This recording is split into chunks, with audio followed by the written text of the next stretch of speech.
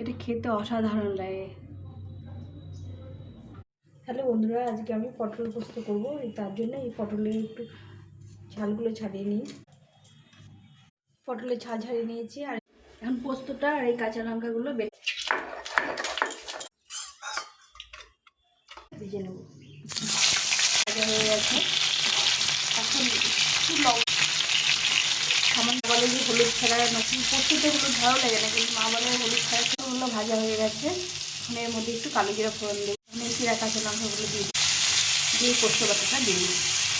এখন নুন আর একটু মিষ্টি দিয়ে দেবো, দিয়ে একটু ফুটিয়ে নেবো। তেল ছেড়ে দিয়েছে, এখন নামিয়ে দেবো। হ্যালো বন্ধুরা, এই আমার পটল পোস্ত রেডি। কেমন হয়েছে রেসিপিটা অবশ্যই কমেন্ট করে জানিও। ভালো লাগলে একটা লাইক শেয়ার সাবস্ক্রাইব করো। এটা খেতে অসাধারণ লাগে।